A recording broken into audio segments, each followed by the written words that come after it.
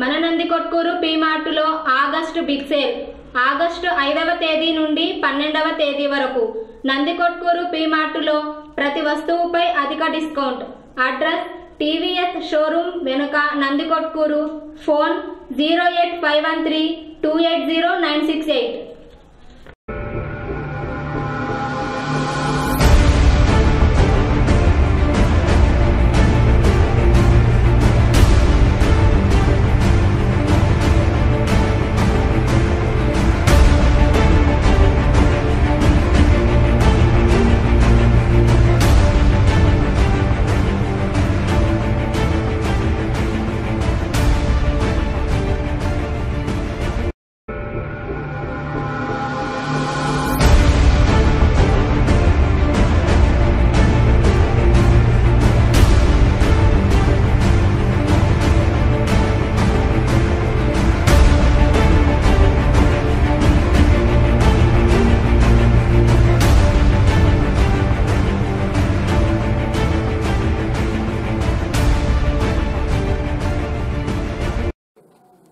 Welcome to NDK news. మన నందికొట్కూరు మన వార్తలకు స్వాగతం.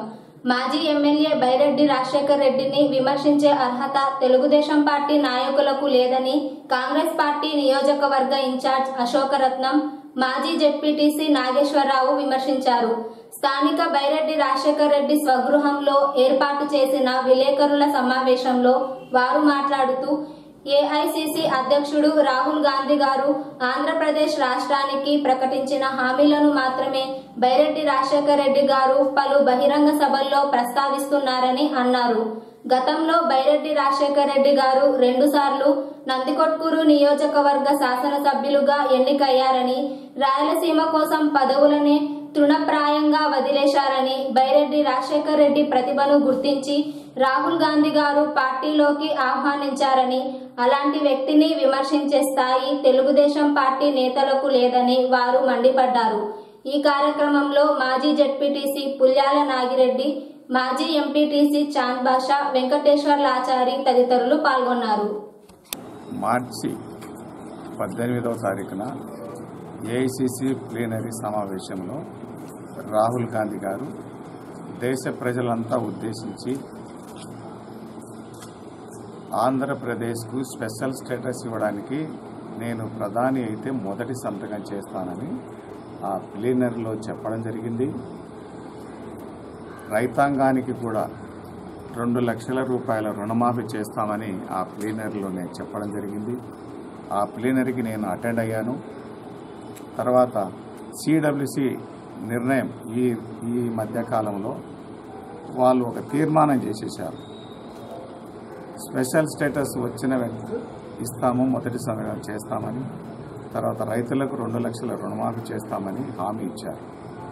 ఆ హామీలను మాత్రమే బైరెడ్డి రాజశేఖర్ రెడ్డి గారు ప్రజలకు వివరంగా చెప్తా ఉన్నాడు కనుక ప్రజల్లో విపరీతమైనటువంటి స్పందన వస్తుంది కనుక వాటిని చూసి ఓర్వలేక ఆయన ఏ హోదాలో చెప్తున్నాడు అని అనడం చాలా విచారించదగ్గ విషయం.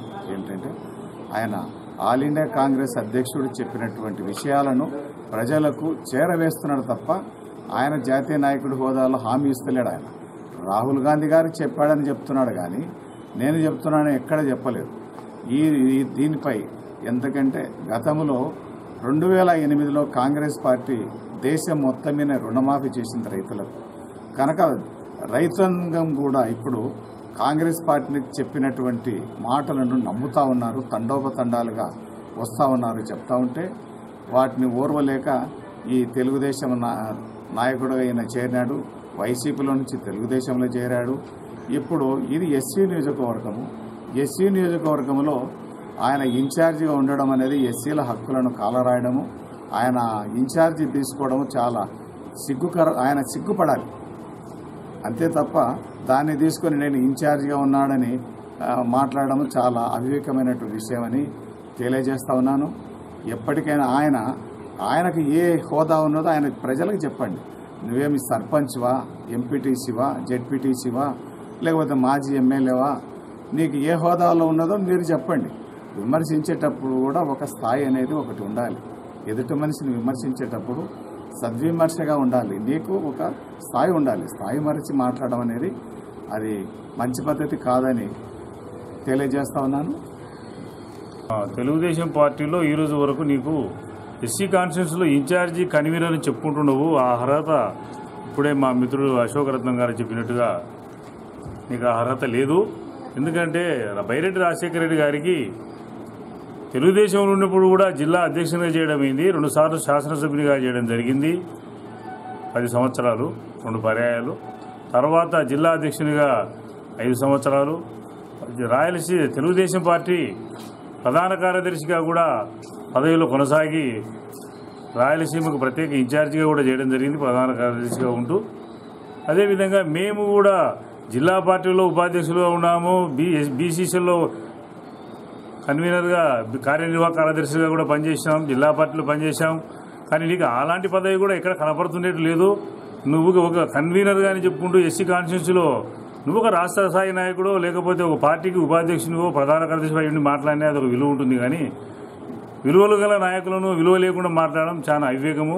ముందు నీ స్థాయి తెలుసుకొని బైరెడ్డి కుటుంబాన్ని విమర్శించవలసిందిగా మనవి. అదిగాక ఆయన తండ్రి శేషనారెడ్డి గారు కూడా కాంగ్రెస్ పార్టీలో 4 సార్లు శాసనసభ్యునిగా చేయడం, మంత్రిగా చేయడము జరిగినాయి. పార్టీలో మిగతా పదవులు అలంకరించడం జరిగింది. అతను గృహ నిర్మాణ శాఖ మంత్రిగా కూడా ఉన్నాడు.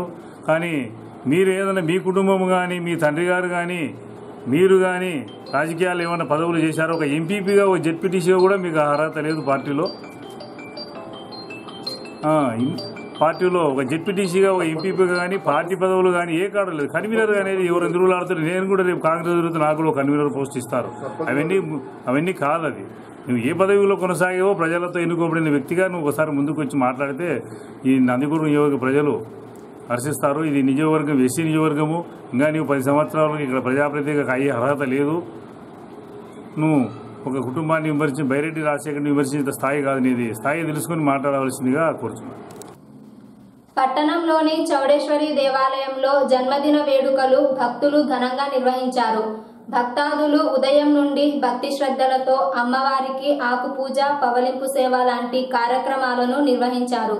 చాముండేశ్వరి దేవాలయం 1957వ సంవత్సరానికి ముందు నందవరిక చక్రవర్తి రాజు నందికొట్కూరులో విగ్రహం ప్రతిష్ఠించినట్లు ఆలయ అర్చకులు వెల్లడించారు. దాదాపుగా 200 మంది జంటలు భక్తి శ్రద్ధలతో అమ్మవారికి పూజలు నిర్వహించారు. ఈ కార్యక్రమంలో ఆలయ ప్రెసిడెంట్ రవీంద్రబాబు, వైస్ ప్రెసిడెంట్ చిలుక విజయుడు, వేణు, దేశెట్టి శ్రీనివాసులు తదితరులు పాల్గొన్నారు.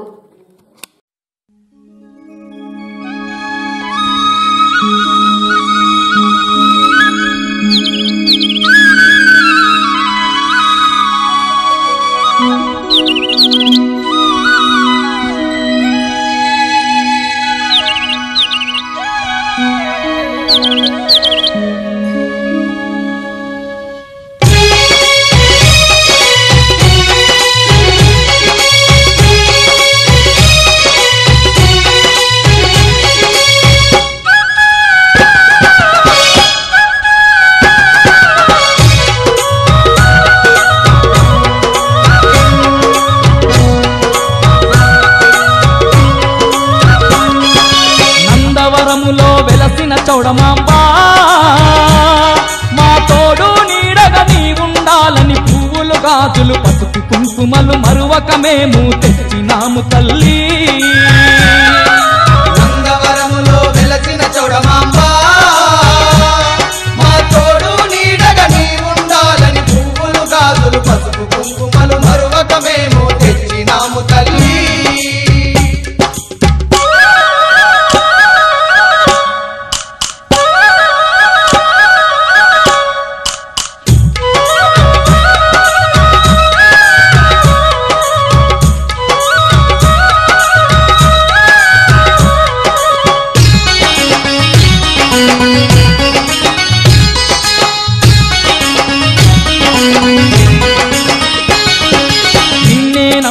భక్తులమమ్మ నీవే దిక్కని మొక్కినమమ్మ, నిన్నే నమ్మిన భక్తులమమ్మ నీవే దిక్కని మొక్కినమమ్మ. జంగల్లా తల్లివి నీవని శరణంటూ మేమొచ్చినమమ్మ సత్యంగల్లా తల్లివి నీవని శరణంటూ మేమొచ్చినమమ్మ నందవరములో తండ్రి దేవతై అందరి తోడుగా ఉంటివమ్మ తల్లి నందవరములో వెలసిన చౌడమమ్మ మా తోడు నీడగా నీ ఉండాలని పువ్వులు గాజులు పసుపు కుంకుమలు మరువక మేము తెచ్చినాము తల్లి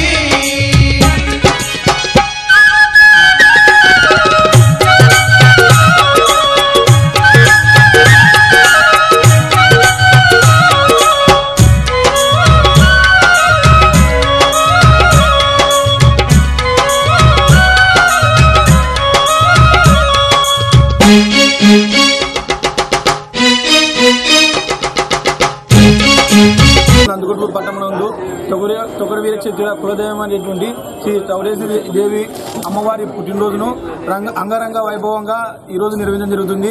ఎందుకంటే అమ్మవారి పుట్టినరోజు ఈరోజు ఉదయం 4:30 గంటల నుంచి అభిషేకము మరియు ఆకు పూజలు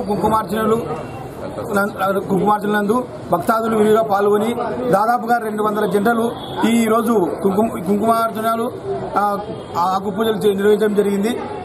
కనుక ఈ రోజు అమ్మవారి జన్మదినంగా ఇక్కడికి వచ్చేసిన ప్రతి ఒక్క భక్తాదులందరికీ మేము శ్రీ చౌడేశ్వరి ఆలయ అభివృద్ధి కమిటీ చైర్మన్ గా ప్రతి ఒక్కరికి ధన్యవాదం తెలియజేస్తున్నాము. నిర్వహించబడుతుంది కనుక భక్తాదులందరూ పాల్గొని ఈ కార్యక్రమం జయప్రదం చేయవలసినదిగా ప్రతి ఒక్కరికి తెలియజేస్తున్నాం. ఈరోజు నందికొట్కూరులో శ్రీ చౌడేశ్వరి దేవి అమ్మవారి జన్మదిన మహోత్సవంలో భక్తాదులు కమిటీ వారంతా కలిసి చాలా ఘనంగా నిర్వహిస్తున్నారు. ముఖ్యంగా ఇక్కడికి విచ్చేసిన భక్తాదులు దాదాపు 200 జంటలు పూజా కార్యక్రమంలో పాల్గొనున్నారు. వాళ్ళందరికీ సాయంత్రము పౌలింపు సేవ మరియు అమ్మవారికి పౌలింపు సేవ, రాత్రి తీర్థప్రసాదములు గలవు. మరియు ఇక్కడ అమ్మవారు చాలా మహత్యమైన గల అమ్మవారు. ఏదన్నా కోరిక అనుకుంటే ఖచ్చితంగా ఇక్కడ నెరవేరుతుంది. అక్షరాల మేము దాదాపు 2 విధాలుగా మేము నందవరంలో చౌడేశ్వరి అమ్మవారికి మొక్కుకున్న తర్వాత మాకు కూతురు జన్మించడం జరిగింది అని అంటే ఖచ్చితంగా కోరికలు తీర్చే కల్పవల్లి అమ్మవారు. అమ్మవారిని నమ్ముకున్న వాళ్లకు నమ్ముకున్నంత ఉంటుందన్నమాట. ఇక్కడ అమ్మవారికి ప్రతి 3 సంవత్సరాలకు ఒకసారి జ్యోతి మహోత్సవములు చాలా గ్రాండ్ గా నిర్వహించడం జరుగుతుంది. భక్తాదులు ఇంకా చుట్టుపక్కల అల్లంపూరు, కర్ణాటక చుట్టుపక్కల ప్రాంతాల నుంచి కూడా విరివిగా విచ్చేసేసి ఇక్కడ అమ్మవారికి మొక్కుబడులు చెల్లించుకుంటుంటారు. చాలా మహిమగల అమ్మవారు అని చెప్పడంలో సందేశం. శుక్రవారం రాత్రి కర్నూలు రోడ్డులోని గ్యాస్ గౌడన్ సమీపంలో జరిగిన రోడ్డు ప్రమాదంలో బ్రాహ్మణ కొట్కూరు గ్రామానికి చెందిన శేషన్న అనే వ్యక్తి మృతి చెందాడు. వ్యక్తిగత పనుల నిమిత్తం నందికొట్కూరుకు వచ్చిన ఆయన ద్విచక్ర వాహనంపై తిరిగి బ్రాహ్మణ కొట్కూరు వెళ్తూ గ్యాస్ గౌడన్ దగ్గర ట్రాక్టర్ను వెనుక నుండి ఢీకొని అపస్మారక స్థితిలో ఉండగా స్థానికులు గమనించి నందికొట్కూరు ఆసుపత్రికి తరలించారు. ఆసుపత్రిలో చికిత్స పొందుతూ మృతి చెందాడు. మృతునికి భార్య కళావతి, కుమారుడు ఉపేంద్ర, కుమార్తె సుచరిత ఉన్నారు. కుటుంబానికి పెద్ద దిక్కు అయిన శేషన్న మృతి చెందడంతో ఆ కుటుంబంలో విషాద ఛాయలు అలుముకున్నాయి. పోలీసులు కేసు నమోదు చేసుకుని దర్యాప్తు చేస్తున్నారు. ఇవి ఈనాటి నందికొట్కూరు నియోజకవర్గంలోని వార్తా విశేషాలు. మరిన్ని తాజా వార్తలకై రేపటి బులెటిన్లో కలుద్దాం. ధన్యవాదాలు.